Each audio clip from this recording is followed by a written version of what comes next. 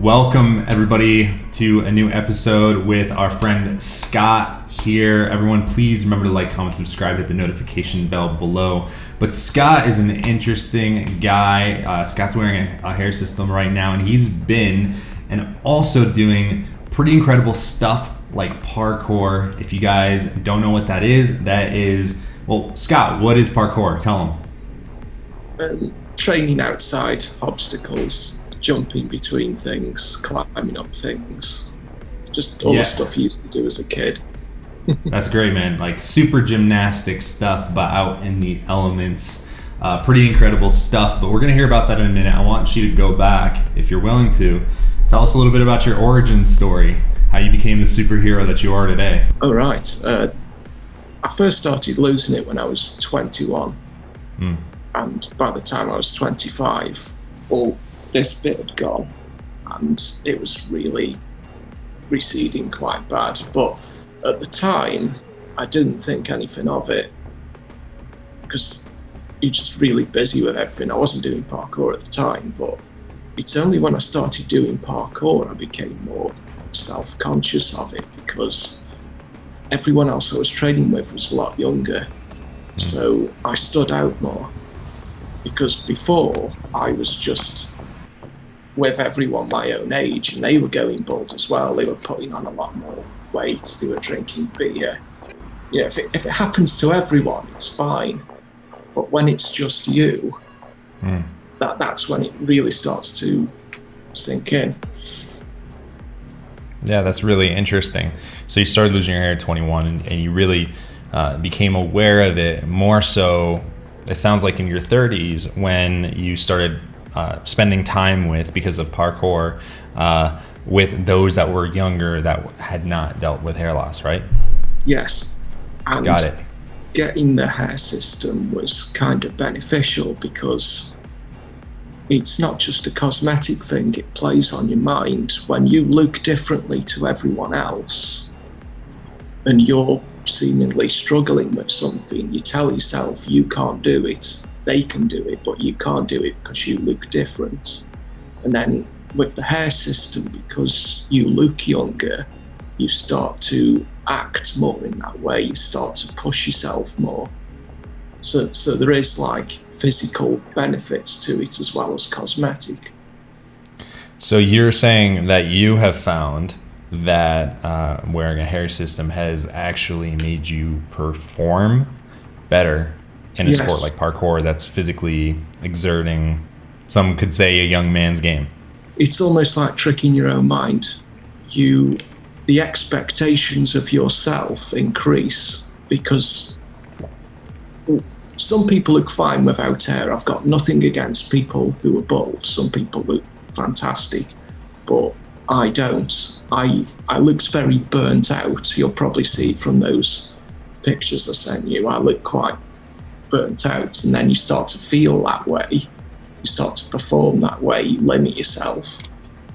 But and now that you are wearing a hair system, you actually saw a transformation. You started feeling, performing, acting better with a hair system.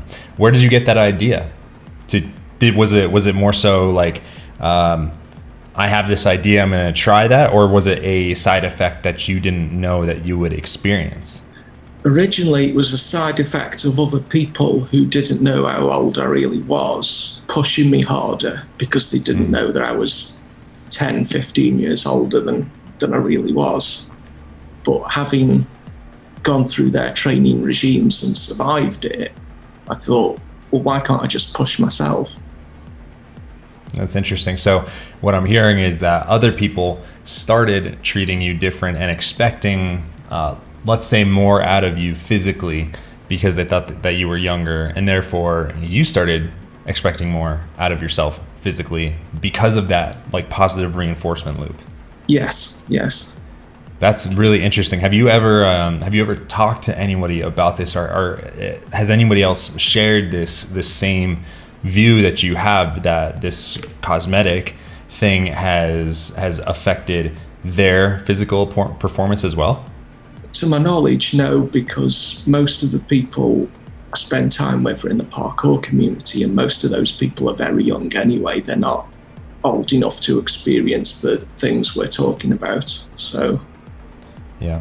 But I mean, I think that's a very interesting thing that I would love to see an experiment done, like a scientific experiment, and say like, hey, is there actually any positive correlation here? And I mean, my instinct would say, is it about the, like, does the hair give you Samson like strength from the Bible, right? Probably not, but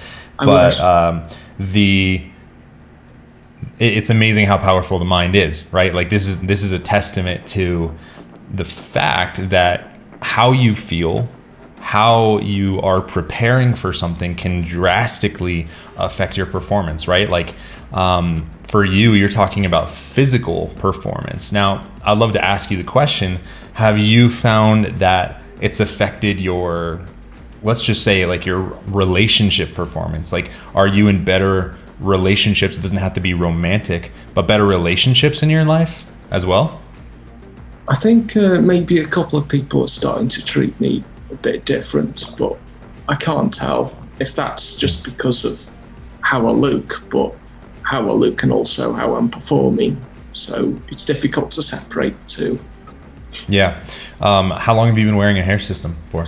Well, I first tried it 2 years ago and I wore 2 systems at the time, but then I was taking frequent trips to Africa and the Far East where it's really hot, so I gave it a break. And I only recently started doing it again. This one is 5 weeks old now, this one. And it should last for another 7. That's great. That's great. Yeah, man. I mean, so speaking for myself, I feel as if when my comfortability with myself, I don't know if it was it was a confidence thing as well. Confidence and comfortability with myself change. I noticed that my relationships around me started improving. The way that I presented myself conversationally, body language, things like this completely started shifting because of how I felt about myself, and therefore, people started treating me different. It's amazing when we start treating ourselves better, other people start treating us better too, because we set the example, right? Like I don't know if you've ever found this, but you talk with someone who is extremely self-condescending, and it's only natural to do that back to them, to mirror that behavior, right? Yeah. Originally, I didn't do it for confidence reasons. I did it more or less for a joke. I saw an advert for a hair system, and the friends I train with, they see me as a bit of a clown anyway. I do the occasional silly thing, so I thought, I'll give this a go, and then I'll turn up to training and see what they say. But I liked it so much, I stuck with it. But there were other people in the salon there that were having it done, and they were really, really serious and, about it. They were really confidence struck. It was much more serious to them. I was just doing it for fun. That's incredible. That's like such an interesting story that you wound up like falling kind of backwards into this because you're going to do it as a joke to get a laugh out of people, and you wound up finding out that it affected your performance, and you decided to keep it. I mean, that's an incredible story, right? Like that's wild. Well, that's cool, man. So let's talk a little bit about like the physical aspect of this, like wearing it with parkour. Have you, you're probably exercising and sweating quite a bit, and we talked about that on this channel a fair amount. Have you had any issues with hair systems while executing in parkour? Well, usually with a full poly system in this weather in the UK, a re-glue is needed every 4 weeks, but with the amount of physical training I'm doing, I have it every 3 weeks, just so it doesn't come loose. It does get a bit warm sometimes, but most of the training I do is at home, and that's conditioning, so I won't wear any socks because that's a good way of staying cool, and I'll just get after a set and it's really hot, I'll just get an ice pack out of the freezer and just put it on the head, and it stops the itching straight away. But this is a question I've got for you, actually. Sure. You will have worn more hair systems than me over the time you've been doing it.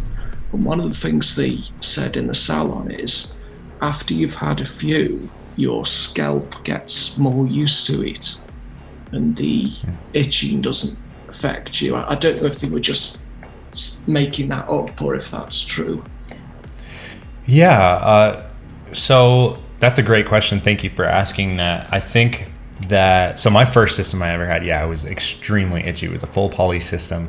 And I was, doing CrossFit in Florida, which is, closer to the equator than the UK. It was pretty hot. Yeah. And I was sweating a lot, and it was very, very itchy and very hot and very uncomfortable. And I if you've been watching the channel long enough, to the viewers out there, I know you have, I ripped my hair system off, shaved my head, all that kind of stuff, right? What I found though is that, it has gone away. Like, I never, ever itch, ever. I haven't dealt with it in probably the past 9 months, basically since I started wearing them after. I think that part of the solution was switching over to a hybrid unit. So switching to poly on the border and French lace in the middle, because the heat could escape. And the itchiness for me came from the heat. However, now I'm in Utah right now. It's winter. It's cold. And I've been doing CrossFit, sweating and stuff. I'm wearing a full poly system right now. All right. I haven't had any problems with itching, and I don't know what that's about. I'm going to make a video about that soon, but I don't know why. Is it just that it's colder? Potentially. But it does go away, I think, for most people, unless there's a potential skin issue that they're dealing with that might exacerbate some itchiness. But other than that, no, I don't think so. But thank you for that question. So jumping back into it, it sounds like you're able to, even with a full poly, do very physically exerting stuff. Any other issues? I mean, it sounds like everything's going pretty well, though. Everything's going well. I've also, with the sport I do, been able to test it to the next level. I can do handstands and it stays on. Mm-hmm. I can go upside down and it stays on. I even went on a crazy trip to the Arctic where it was minus 18 Celsius, and I had a hair system on then, so they can withstand the cold as well as the heat. How did that feel? Was there anything noteworthy about the adhesive in that type of temperature? It was very comfortable because you just don't sweat up there. It is freezing. Yeah, I bet it's probably hard to sweat when you're in negative, Celsius weather there. Well, that's great, man. So, kind of moving on from that, you've been doing this for a while now, and I kind of wanted to bring it to a little bit more of a mindset and psychological discussion. I don't have any particular questions. Is there anything that you would like to kind of address to the audience, that things that you've learned, things that you've been thinking about? I think when you first remove your first hair system, because I had that same thing as you, where I ripped the first one off after a few weeks. When you go back to having no hair, it's actually better than before, because now you're not just bald for the rest of your life and that's it. It's always there again if you want it. You don't have to have it all the time, but whenever you want it, it's there, it's waiting for you. You can just have it. So even though I went a long time after that without one, just knowing that I could reclaim my hair at any time, that was comforting. That's interesting, because I remember thinking at the start of my journey, I was like, if I start this, I'm in it for life. I can't ever leave. Almost like I was going to be trapped by it. And that actually scared me. And I think what you're saying is really, it's just, it's something that's good to consider because it's not something that a person has to do in the future. And like you're saying, you can even reclaim your baldness, and oscillate between the two. A person can choose to do this for a period of time. They can choose to do that for a period of time, depending on if they're going to Africa or, you said Afghanistan, right? Africa and Asia, China, okay, Japan, all that. I've not been to Afghanistan. Hey, it would be interesting, right? I hear that it's actually quite beautiful, but yeah, I think that's a really interesting point that, if you're new to this, you don't necessarily have to feel like you're bound to a new identity with the hair system, and you feel like you're going to be found out. What do you think? Did you realize that right away, or did you have any feelings of? I did. I realised it right away, and there are other people out there who are more interested in surgery and hair fibres and other things, and they actually consider this a bit cheating, a bit misleading. But that's not true, because I've been doing physical training for a long time, and how many people do you come across that wear Under Armour or steroids, or there's so many people cheating. People will take steroids just to look better on an Instagram photo, and those are much more invasive things. So everyone's cheating to some extent. Nobody's completely whiter than white, so to speak. So when you get a hair system, you're just part of everyone else. Yeah, I can totally see that. Anything else on the mindset front? Speaking to those that are just getting into it, or those that have been experiencing hair systems that you wanted to kind of share with people? I think cosmetically speaking, it's the biggest difference you can make as a male. That's what I think. If you're concerned about looking younger and you could only do one thing, that's the one thing to do, because it just takes years off you. They sell like face moisturizers in the boutiques, and they say that you apply this twice a day, and surveys suggest that people think you look younger. But if you need to do a survey to tell, then it can't be that effective. If you turn up to your friend's house wearing a hair system, they'll know instantly. They will definitely. They'll be like, "Oh, that's you look different." Yeah. I think you're right there. I think it's one of the most drastic things that someone can do, and you're going into that. There's a lot of identity that's wrapped up in hair that I've talked about on the channel, and we're aware of. It's not even about, do I look good bald? Sometimes it's the identity of having hair, and maybe having youth attached to it, maybe virility, attractiveness sexually to a potential partner. It's a pretty complex thing to just tell somebody, oh, just shave your head, or just deal with it, right? Like, that's a pretty traumatic experience. Yeah. Or wear a cap. Oh yeah, cool. I'll just wear a cap the rest of my life. Yeah, well, that's interesting, man, and thank you for sharing that. I think people definitely need to hear that. Anything on like the practical tips and tricks side that you're learning that you wanted to share with our viewers? Well, those that are into physical training, it kind of depends what you're training for, but I've listened to so many podcasts by some of the top Russian people like Pavel Tatsuin and all the other people in parkour, and what they tend to suggest is, rather than train 6 or 7 days a week and go through all that sweating, which will be bad for your hair, just train 2 or 3 times a week at maximum effort, and then allow yourself time to rest in between. And when I first heard about this, it sort of sounds like cop-out, because I used to do martial arts before parkour, and if you only trained 2 or 3 times a week, if you took any break between sets, you were considered weak. But this advice is coming from the top people.